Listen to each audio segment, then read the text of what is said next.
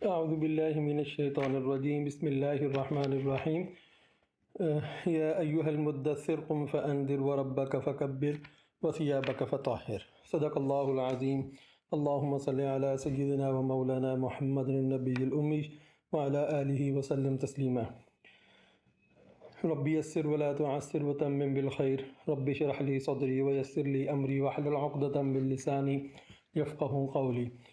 السلام علیکم ورحمۃ اللہ وبرکاتہ۔ سورۃ المدثر کا مطالعہ ہم اللہ تعالیٰ کے فضل و کرم سے کر رہے ہیں۔ پچھلی نشست میں ہم نے اس کی پہلی 3 آیات جو ہے اس کا مطالعہ کیا تھا، اس کو بھی تھوڑا سا ہم ساتھ ریوائز کر لیتے ہیں۔ ریوائز کرنے کی وجہ یہ ہے کہ قم فانذر کا جو حکم ہے اس کے بعد آگے جو آیات آ رہی ہیں وہ عطف ہیں اسی حکم کے ساتھ، یعنی کہ وہ آیات جو ہیں وہ حرف عطف سے شروع ہو رہی ہیں۔ تو جو وہ حکم ہے قم، اس کے بعد جتنی بھی آیات ہیں وہ اسی کے ساتھ منسلک ہیں۔ تو پیچھے کے ساتھ اگر ہم اس کو ساتھ جوڑ کے ایک دفعہ دوبارہ ریوائز کر لیں گے تو انڈرسٹینڈنگ زیادہ اچھی ڈیولپ ہوگی۔ تو اس صورت مبارک میں اللہ تعالیٰ نے فرمایا یا ایھا المدثر، اے چادر والے، قم کھڑے ہو جائیے، فانذر اور خبردار کیجیے، وربک فکبر اور اللہ تعالیٰ کی اپنے رب کی بڑائی کو قائم کیجیے، وثیابک فطہر اور اپنے کپڑوں کو پاک کیجیے۔ وربک فکبر اور وثیابک فطہر، یہ فکبر اور فطہر یہ دونوں باب تفعیل سے آئے ہیں۔ باب تفعیل کا خاصہ یہ ہے کہ اس میں آنے والے جو افعال ہیں ان میں کنٹینیوٹی پائی جاتی ہے، یعنی کہ وہ فعل جاری ہوتے ہیں۔ جیسے وربک فکبر، اپنے رب کی بڑائی کو قائم کیجیے، تو یہ ایک جاری عمل ہے، یہ ایک دفعہ میں نہیں ہونا، مطلب جب تک آپ کی زندگی ہے کسی بندے کی تو اس نے اپنی زندگی میں اس عمل کو بار بار کرنا ہے، اپنے معاملات میں، اپنی معاشیات میں، اپنی معاشرت میں اس عمل کو وہ بار بار اس کو دہرانا پڑے گا، اللہ تعالیٰ کی بڑائی کو قائم کرنا پڑے گا۔ سیم وزن پہ یہ وثیابک فطہر بھی ہے۔ اگر اس کا جو تراجم میں ترجمہ کیا گیا کہ اپنے کپڑوں کو پاک کیجیے،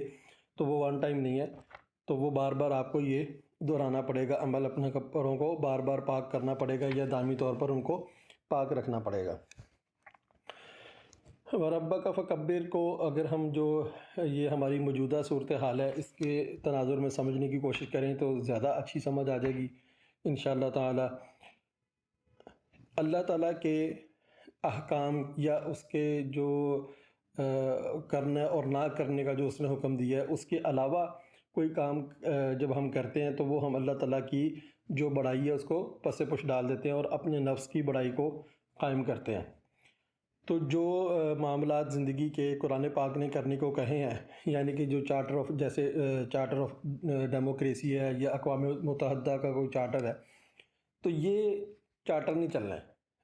قرآن پاک یہ کہہ رہا ہے کہ اللہ تعالیٰ کے حکام چلنے ہیں، پوری دنیا نے اسی کے اوپر عمل کرنا ہے، کیونکہ سب کا خالق اللہ تعالیٰ ہے، تو سب کے اوپر یہ لازم ہے کہ وہ اللہ تعالیٰ کی بڑائی کو قائم کریں۔ اس کے حکم کے علاوہ اس کے حرام کردہ کو حلال کوئی نہیں کر سکتا، اور جس کو اس نے حلال کیا اس کو حرام کوئی نہیں کر سکتا، اور جس کو حرام کر دیا اس کو حلال کوئی نہیں کر سکتا۔ تو ہم اپنے ارد گرد دیکھیں تو اگر ہم امریکہ سے کسی بات میں ڈرتے ہیں تو ہم امریکہ کی بڑائی کو تسلیم کر رہے ہیں، اور اگر ہم اسی طریقے سے بہت سارے معاملات ہیں جیسے یہ سود کا معاملہ ہے، اور اگر ہم اس میں سمجھتے ہیں کہ سود کے بغیر ہماری جو معیشت ہے وہ نہیں چل سکتی، تو وہ تو کھلم کھلا اللہ تعالیٰ کے ساتھ جنگ ہے، قرآن پاک میں ایسے ہی آیا ہے۔ تو یہ ہم نے اللہ تعالیٰ کی بڑائی کو قائم نہیں کیا، تو یہ ہماری اپنی جو کہہ لیں کہ نفسانی جو خواہشات ہیں اس کو ان کو ہم نے بڑا بنا لیا اور ہم نے اپنے نفس کو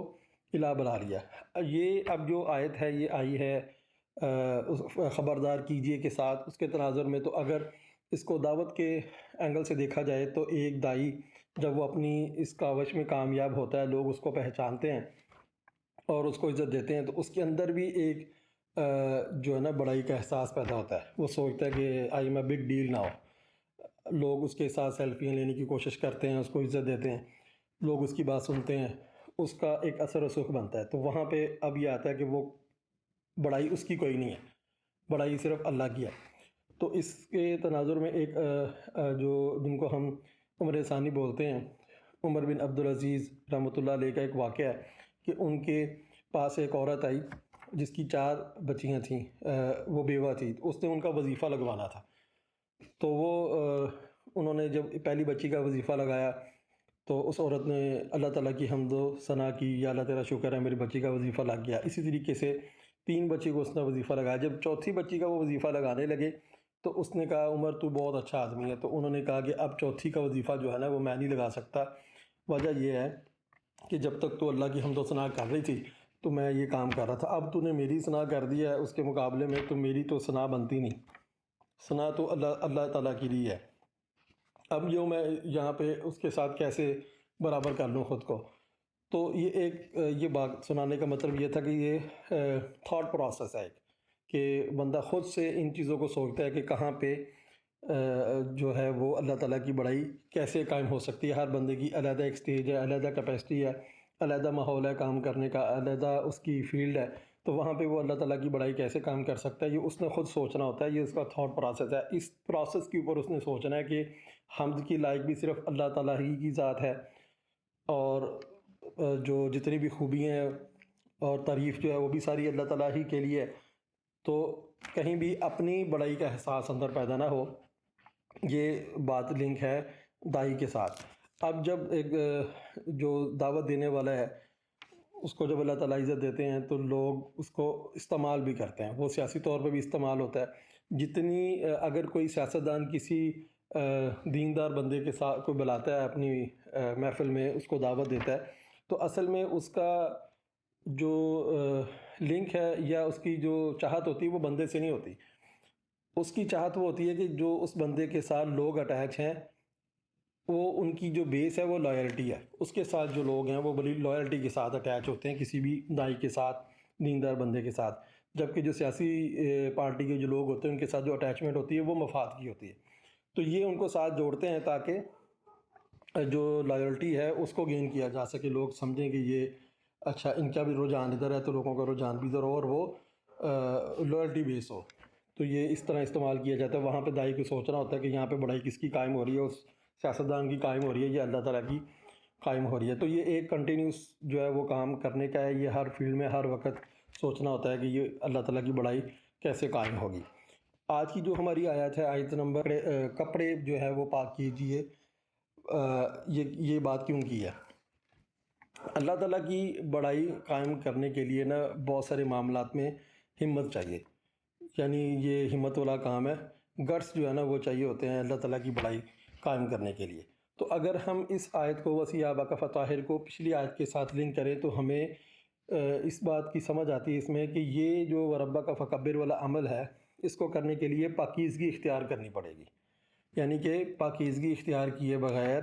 یہ ہمت انسان کے اندر نہیں پیدا ہو سکتی کہ وہ اللہ تعالیٰ کی جو ہے وہ بڑائی قائم کرنے کی طرف جائے۔ تو وہ ہمت پیدا کرنے کے لیے آپ کو پہلے پاک صاف ہونا پڑے گا، جیسے وہ کنٹینیوس عمل ہے کہ آپ کو ہر معاملے میں یہ کرنی ہے، تو اس لیے آپ کو ہر وقت پاک صاف رہنا ہے۔ تو یہ ایک اس کا بنیادی جو مطلب ہے وہ ہے جو ترجمہ قرآن دیا ہوا ہے ترجمے والے قرآن پاک میں، وہ یہ ہے کہ آپ اپنے کپڑوں کو پاک کیجیے۔ ثوب جو ہے عربی میں کپڑے کو بھی کہتے ہیں، اور اس کے اصل معنی جو ہے نا وہ لوٹنے یا رجوع کرنے کے بھی ہیں۔ اب لباس کی طرف بار بار رجوع کیا جاتا ہے، اس کو بار بار بدلا جاتا ہے، بار بار پہنا جاتا ہے، تو اس لیے اس کو ثوب کہتے ہیں۔ جیسا کہ عربی میں کہا جاتا ہے ثاب الشیء، چیز لوٹ کر واپس آئی، یثوب الناس، لوگ لوٹ کر واپس آئے وغیرہ۔ ثوب کے اندر اور بھی بہت ساری چیزیں داخل ہیں، اس میں کردار ہے، دین اور دین کی حالت ہے، اپنی کیفیت ہے، قلبی کیفیت ہے۔ اگر اس آیت میں صرف لباس کی بات ہوتی، یعنی کہ کپڑے جو ہیں آپ نے جو زیب تن کیے ہیں ان کو صاف کرنا ہے، تو لباس کا لفظ بھی استعمال ہوا ہے قرآن پاک میں، وہ بھی آ سکتا تھا۔ اب جب لباس کے بارے میں ہم ڈسکس کریں گے تو لباس بھی ایک بڑا گہرا معنی اپنے اندر رکھتا ہے۔ قرآن پاک میں اللہ تعالیٰ نے سورۃ الاعراف میں فرمایا کہ اے ابن آدم، بے شک ہم نے تم پر تمہارے لیے لباس نازل کیا۔ پھر اللہ تعالیٰ نے مختلف چیزوں کو لباس قرار دیا قرآن پاک میں، جن میں سے ہے اللہ تعالیٰ نے عورت کو مرد کے لیے ہن لباس لکم، عورت مرد کو ایک دوسرے کے لیے لباس قرار دیا، وجعلنا اللیل لباسا، رات کو لباس جو ہے وہ قرار دیا۔ وَلِبَاسُ التَّقْوَىٰ ذَلِكَ خیر، تقوی کو بہترین لباس قرار دیا اور آگ کے لباس سے بھی خبردار کیا گیا ہے۔ بھوک اور خوف کے لباس کا بھی ذکر جو ہے وہ قرآن پاک میں آیا ہے۔ اس ساری بحث کا جو ہے نا حاصل یہ ہے کہ ہم اردو میں جس لباس کے ساتھ واقف ہیں، جس کو ہم کپڑے بولتے ہیں، وہ بھی در حقیقت بہت گہرے معنی جو ہے نا وہ اپنے آپ میں رکھتا ہے۔ تو اس آیت میں لفظ لباس نہیں آیا، ثیاب آیا۔ تو کانٹیکسٹ کے لحاظ سے یا معنوی گہرائی کے لحاظ سے یہ کثیر الجہتی جو ہے نا ایک آیت ہے۔ تو لباس نہیں آیا، یہاں پہ ثیاب کا ذکر ہے، جو ایک بڑی یہ پوائنٹ جو ہے نا وہ نوٹ کرنے والا ہے۔ اگر ہم اس کو صرف کپڑے ہی صاف رکھنے کا حکم لیں جو تراجم میں آیا ہے، تو وہ بھی ایک بڑا منطقی کام ہے کہ جو داعی ہے، جس نے دعوت دینی ہے اس کام کی، تو لوگ جو ہے نا جب بھی کوئی نئی چیز متعارف کرائی جا رہی ہوتی ہے تو جو داعی ہوتا ہے نا اس کو بڑا غور سے دیکھتے ہیں، صرف اس کی بات نہیں سنتے، اس کا بات کرنے کا طریقہ، اس کا پہناوا، اس کا اٹھنا بیٹھنا سارا غور کیا جاتا ہے کہ یہ جو چیز پیش کر رہا ہے یا جو دعوت ہمیں دے رہا ہے، اس کے معاشرے میں معاشرتی اثرات کیا آئیں گے اور یہ معاشی پہلو کو کیسے ڈیل کرے گا، اس کے اخلاقی جواز اس کا کیا ہے۔ تو اگر اس زمانے میں جو جتنا گندا رہتا تھا،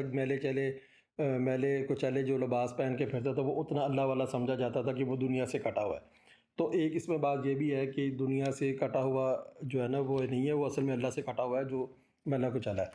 تو اللہ تعالیٰ کے ساتھ جڑنے کے لیے پاکیزگی جو ہے وہ اختیار کرنی بہت ضروری ہے۔ اگر ہم اس کو اپنے لیے آیت کو دیکھیں وَثِیَابَکَ فَطَہِّرْ، تو ہمارے لیے تو یہ بالکل ٹھیک ہے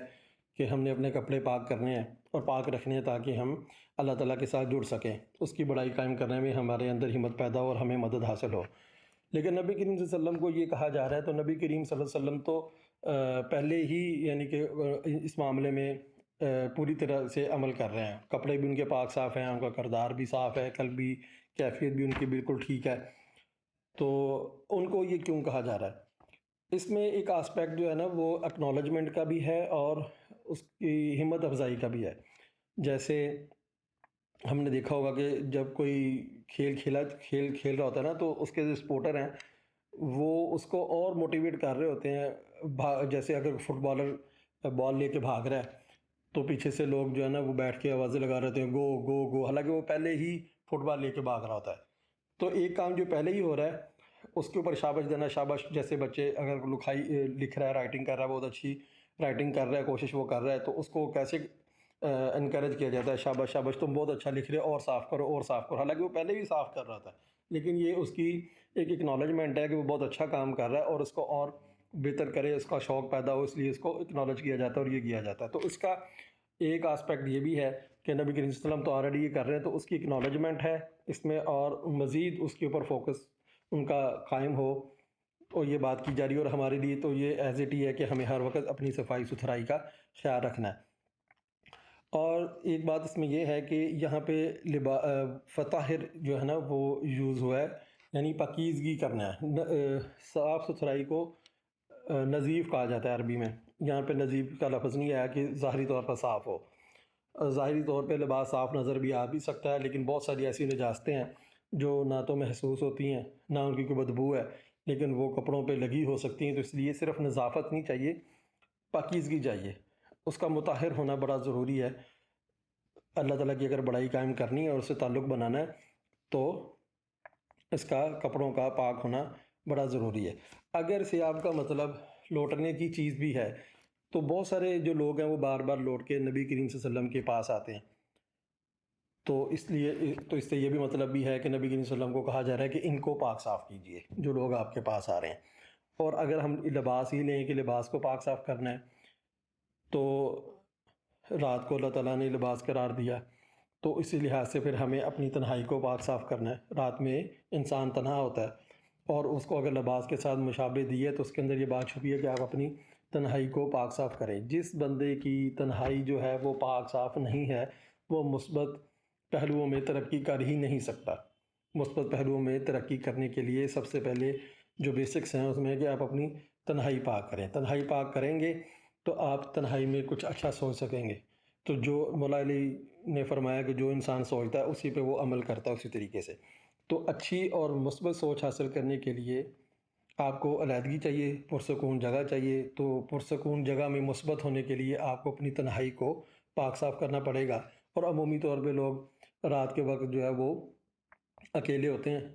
تو اس لحاظ سے اس اینگل سے بھی اس کو دیکھا جائے کہ یہاں پہ تنہائی کو پاک صاف کرنے کی بات بھی ہو رہی ہے۔ اور اگر جیسے میاں بیوی کو لباس قرار دیا گیا، تو یہ جو ازدواجی تعلق ہے اس کو بھی پاک صاف ہونا چاہیے۔ اس میں کسی قسم کی کوئی دو نمبری آپس میں نہ کریں، ایک دوسرے کا چیٹنگ نہ کریں، جھوٹ والا معاملہ نہ رکھیں، ایک دوسرے کے حقوق کا خیال رکھیں، تو یہ بھی آپ کو اللہ تعالیٰ کے قریب کرنے والا کام ہے۔ تو ظاہری صفائی اور پاکیزگی کے ساتھ ساتھ باطنی جو آپ کی پاکیزگی ہے وہ بہت زیادہ میٹر کرتی ہے اس معاملے کے اندر، اور بدن کو روح کا لباس جو ہے وہ بھی قرار دیا گیا۔ اگر بدن روح کا لباس ہے تو بدن کی ستھرائی بھی آپ نے کرنی ہے اور روح کی ستھرائی بھی آپ نے کرنی ہے، یعنی کہ بدن کو پاک کرنا ہے اور روح کو بھی پاک کرنا ہے، ان دونوں پہ کام کرنا ہے۔ تو قرآن پاک جو ہے وہ ان دونوں طریقوں سے کام کرتا ہے۔ وہ آپ کو موٹیویٹ کرتا ہے کہ آپ اپنی ظاہری صفائی ستھرائی کا بھی خیال کریں، اپنا بناؤ سنگھار کریں، بن سنور کے رہیں، خوبصورت لگنا چاہیے۔ اللہ تعالیٰ خوبصورت ہے اور خوبصورتی کو پسند کرتا ہے، نبی کریم صلی اللہ علیہ وسلم کا فرمان مبارک ہے، تو وہ بھی آپ کریں۔ اور آپ کی جو قلبی کیفیات ہیں، جو روحانی پاکیزگی ہے، جو روحانی بیماری ہیں، ان کا ادراک بھی قرآن پاک کرتا ہے۔ یوں سیاب کا ایک سیاب جو ہے وہ صوب کی جمع ہے، تو وثیابک فطہر کا ایک کثیر المعانی مفہوم جو ہے وہ ہمارے سامنے آتا ہے کہ جب تک آپ کی زندگی ہے آپ نے اپنے آپ کو پاک کرتے رہنا ہے، اس سے آپ کو ہمت اور توفیق ملے گی کہ آپ اللہ تعالیٰ کی بڑائی کو قائم کر سکیں، اور اللہ تعالیٰ کی بڑائی کو قائم کرنے کے لیے آپ کو دوسروں کو خبردار کرنا ہے۔ تو یہ اس آیت کی ایک ترتیب ہے۔ ابھی ہم چوتھی آیت پہ پہنچے ہیں،